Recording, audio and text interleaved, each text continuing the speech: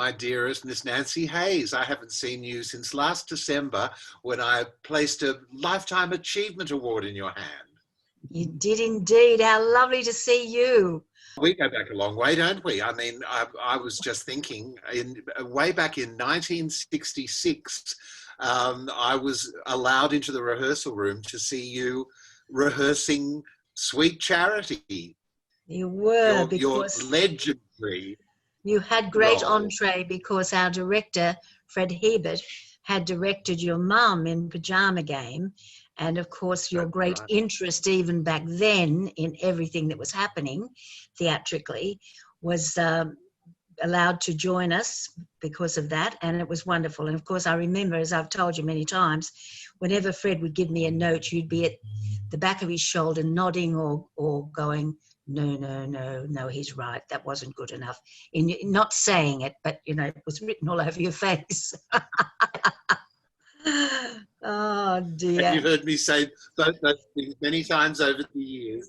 Yes, and I've always trusted your judgment. Have intersected as directors. You've directed me and choreographed me, and I've directed you, and we've acted on stage. Written for me and all of those things. It's been a long and wonderful, wonderful association. I'm enormously lucky to have you in my life. Well, I was just thinking, that same time that I was watching you rehearse Charity, there was a theatre opening in Sydney, out at Marion Street in Killara, when Alexander Archdale, a British actor who was living out here, decided to open a theatre for the people and to bring the classics out into the northern suburbs, to give actors a place to practice their craft and to give young people a chance to sort of serve as apprentices, really, and to learn the business. So that was what was happening while you were kicking your legs up. And over the many times over the years, we've both had the privilege to work at Marion Street. Indeed, we have, and very happy times they were. I didn't, of course, work for Alexander Archdale. I was very much the musical theatre girl at the time. And, of course, the first time I worked at Marion Street was involved with musical theatre. But I'd since, through John Cromwell, had the opportunity to do mainly comedic roles, which I do love doing. Not so much the classics. No, haven't done that. Well, I was very lucky because I did my first show there with a couple of colleagues of yours.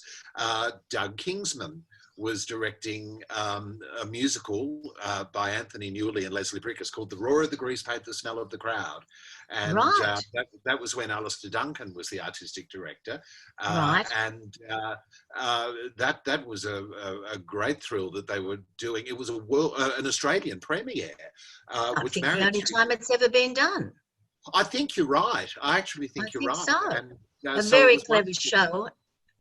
A very clever show. And it was wonderful because Doug was allowed to use a concept that was his own.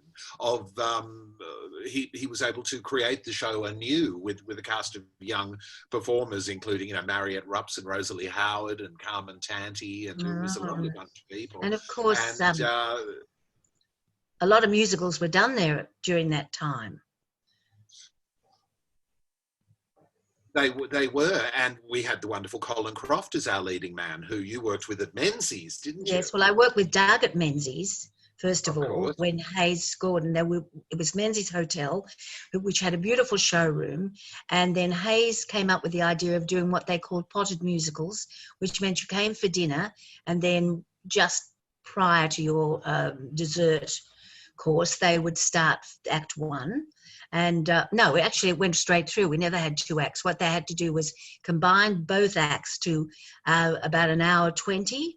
And what they would do would be take away some scenes that would be then called front cloth scenes. Doug was a terrific director on grease paint, and of course you rehearsed the shows downstairs in the restaurant. So you had the doors open and the park was there, and there we were singing and dancing, and anybody who was getting off the train would be getting a sneak preview of this musical floating across the park. But it was also my first experience of catching the train out to Killara, because I lived out on the other side, and I didn't realise that often the trains terminated at Lindfield that stopped before Killara, and a couple of times I got on the train without looking to go to work, and suddenly they'd go everybody off, and it would be 5 minutes before the half, and I'd have to run from Lindfield station all the way up to the mountain. That's what you call a warm-up. That's a warm-up. I wouldn't stop sweating until the second number. And then I did Forum there as well a couple of years later, which Alistair directed, and that was the first time did I you worked play with the hero? I was Hero. It was one of those things that I went to the audition and I said, I don't think I'm very well suited for this role. And Alistair said, no, you're not, but everybody else in your age group is working, so you're the only one left. They were lucky to get you, I say. I had to climb up from that compliment. Yes, but it was the first time I worked with Jennifer McGregor. She played Felia. Right. Yes, and so. And of course, the next time we worked with Jennifer was the Venetian Twins, which I choreographed or co-choreographed with the wonderful Keith Bain. Forum was my first Sondheim, and of course you've done many of the Stephen Sondheim canon over the years. Happily, yes. Only last year I did a second appearance in a little night music at Madame Armfeld, which I adore playing, absolutely. And I said to Stuart Maunder, the director, could I play this for the rest of my life? Oh, I wish this would go on and on and on. But the first one I did, of course, was Sweeney over in Adelaide with Tony Taylor playing Toby and Lyndon Terracini playing Sweeney. And then Follies, the one that you did for Melbourne Festival in '93, where Sondheim gave permission. And it was one of those extraordinary nights. I mean, we were all so excited. It was sold out. It was just the best experience. And then I've done Follies since for Production Company. I've done Sunday in the Park with George, and the last year's Little Night Music with Victoria Opera and Australian Opera. But and what else have I done? I've done Sunday Gypsy, I guess, with the Sondheim lyrics, directed Judy Kennelly, and choreographed Merrily for Sydney Theatre Company.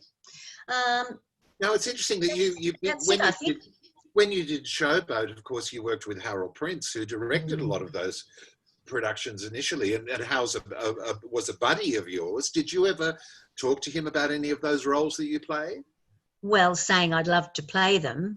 But to get back to Marion Street, the next time I worked there was during the Crummell years, when John Crummell, continuing the tradition of the actor-manager from Alex Archdale, because Peter Collingwood was an artistic director there as well, and Crummell and Noel Ferrier, and so it was very much in the style of which was wonderful. But John gave me the privilege of doing Long Day's Journey into Night, so I got to work with Ronnie Hadrick and Diana Shearing and David Downer. That was a great thrill.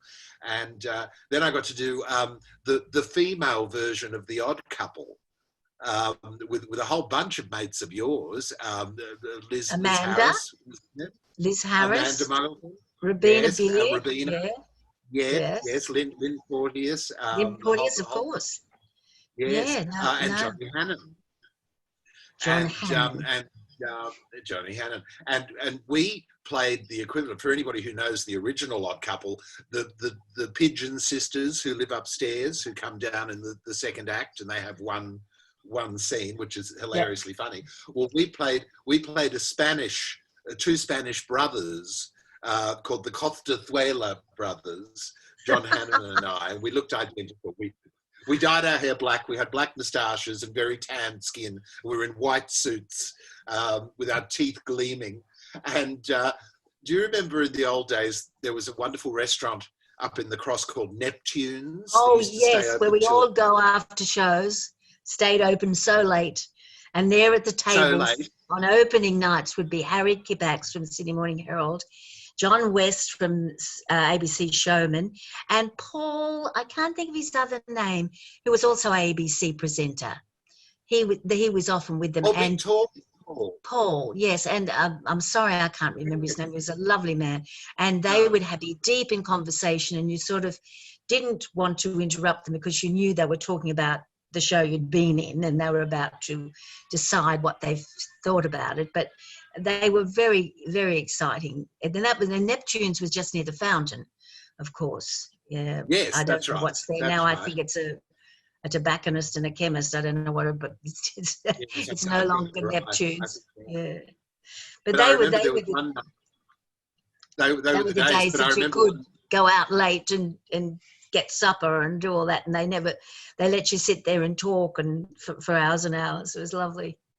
Well, I remember one night because usually the reviews didn't come out for days in Australia, for days after the show. But I remember that we knew the review for The Odd Couple was going to come out like at 2 a.m. the next morning. And so Amanda Muggleton and Kerry Maguire, who were the two stars, invited Hannon and I to go to Neptune's. We'd have dinner and then we would read the reviews because we were so confident we were going to be in this great hit. And we had a wonderful night. It was really hilarious, and we were there drinking champagne. And then the Sydney Morning Herald arrived and we opened it up with great enthusiasm, and Amanda started to read it. And the first sentence was, "The funniest thing on stage in Sydney at the moment are the Costas-Whaler brothers, John Hannon and Tony Sheldon." And the whole review was about us. And I could see Amanda and Kerry's smile started to fade. It was like, this isn't what we wanted to be reading. John and I had to slink out into the night very embarrassed. I didn't see you, but I could imagine that you and John Hannon were a hard act to follow.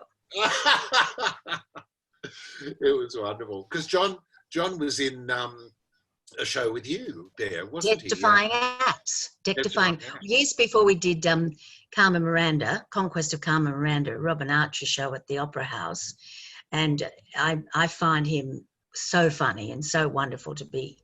He makes me laugh all the time, as you do, of course. But we were in a show called Death-Defying Acts. It was a three plays in the evening. First one by David Mamet, the second one by Elaine May, and the third one by Woody Allen. And it was quite a testing time for Marion Street because some of the subject matter and some of the lines were a little, let's say, ripe. Is that the word? Right. Yes. And even reading them in reading as the actors, we went, "Oh, I wonder how that will go." And of course, it was very mixed reaction.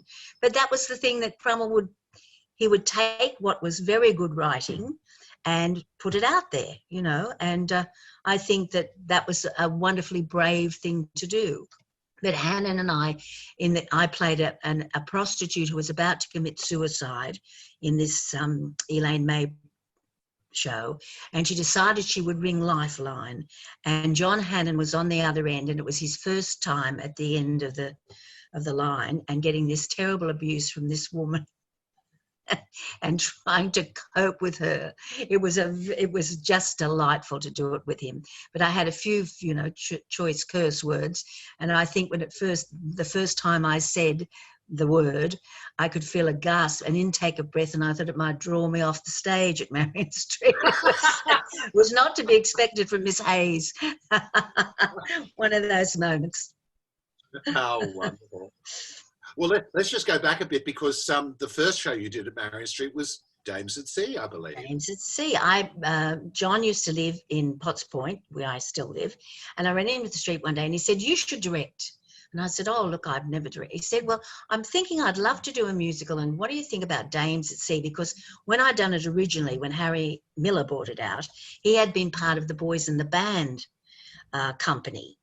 And we followed Boys in the Band into what was the Macquarie Playhouse then in Phillip Street. And, of course, Dames at Sea couldn't have been more different than Boys in the Band. as you can imagine. It's a dear little affectionate spoof on the films of Ruby Keeler and Dick Powell. And it's only 6 people, and it's like a 42nd Street reduced to 6 people. And nobody quite knew what to make of it because they'd all been to see Hair and Boys in the Band, and it was a whole new era. And this dear little tap dancing, pretty little songs, and the whole thing came along and didn't quite land. But we then did it again in Melbourne, and it had a slightly better result. But when he asked me to do it, I thought, oh, I love that show. And of course, I was so lucky to get you and Donna Lee and the lovely Anthony O'Keefe and Kerry Woods and Karen Johnston and Jack Webster. I had a beautiful company. And we did really well with that because it was 1988. We were invited to Expo 88 and we did the River Stage. And then I did Mel Morrow and David Mitchell's Here Comes Showtime, which was the story of Jack O'Hagan. And I had Georgie and Derek Metzger, and I had Jack again as my associate director. Had some lovely people in that as well. Jason Langley, and trying to think of everyone. Who have I left out? Robin Arthur. We had 50. I mean, Jack O'Hagan wrote a lot of things. He wrote from operetta to jingles. He started off as a selling songs, demonstrating sheet music. I think at one of the Melbourne, probably Allen's, I would imagine. I can't remember quite now. And then he wrote, all the Dad and Dave stuff. Then he went to television and did the jingles. He did Marjorie Jackson and Don Bradman and Far Lap and all those songs. So we had to break it up into the eras that he wrote in.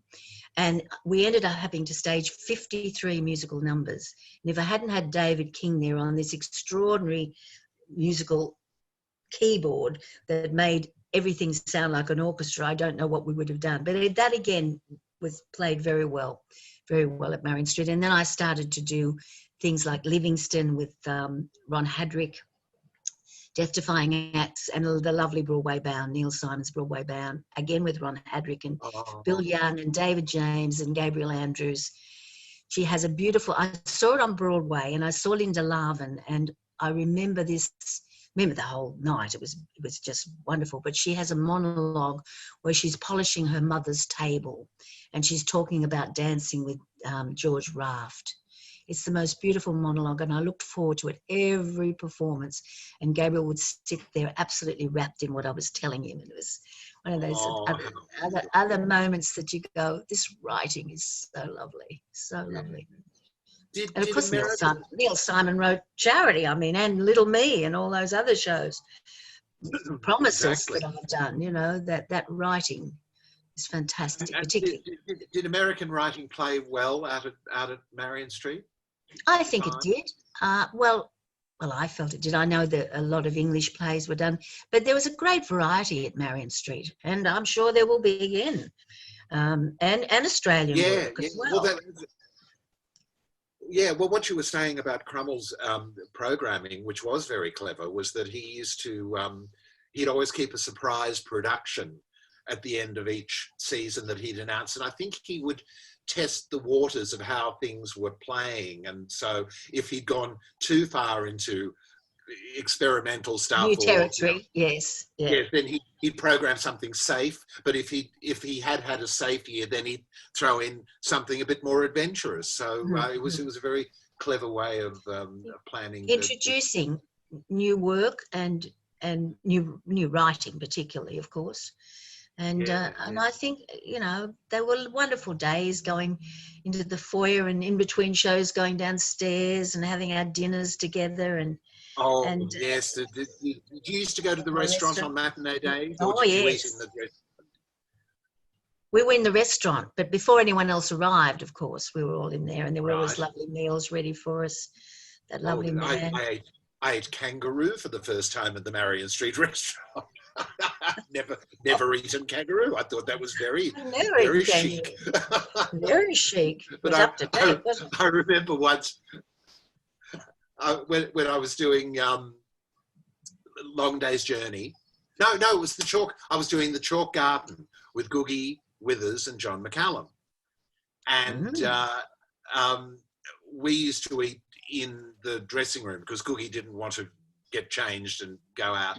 And one day the meal was fish with mashed potatoes and cauliflower.